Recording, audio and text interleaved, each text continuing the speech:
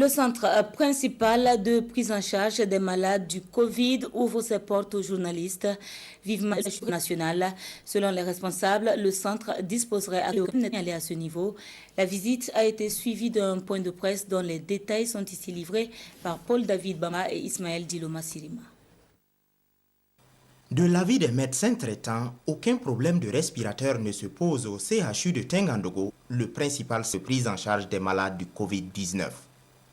Selon le professeur Flavien Caboré, l'hôpital dispose actuellement de 7 lits de réanimation, tous équipés de respirateurs artificiels.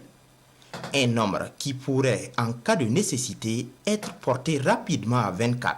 Alors actuellement, on a 3 malades qui sont hospitalisés. Donc il y a, je dirais, classiquement, il y a 2 qui sont sous assistance respiratoire.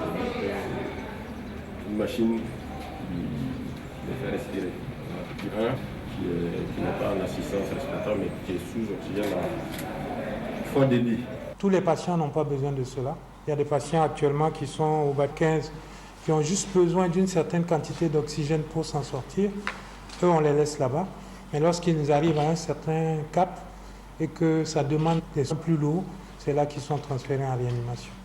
Actuellement, une cinquantaine de patients sont internés au CHU de Tengandogo, soit parce que leur cas est confirmé, soit parce que ce sont des cas suspects.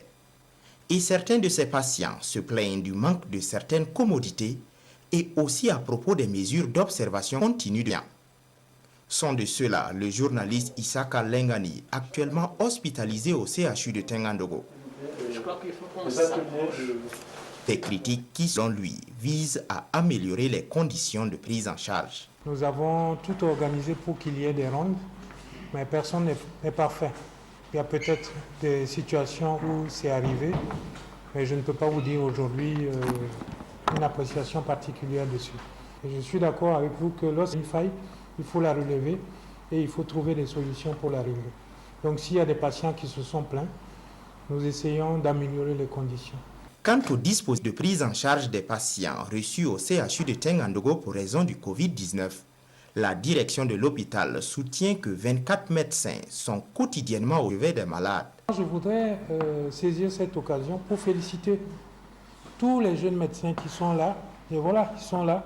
Les autres, vous les avez vus au lit du malade, qui se mettent dans des conditions un peu spécifiques pour gérer les patients. Ces médecins burkinabés devraient recevoir dès la semaine prochaine du soutien en provenance de la Chine, notamment l'appui technique d'experts qui étaient au cœur de la riposte contre le Covid-19 à Wuhan.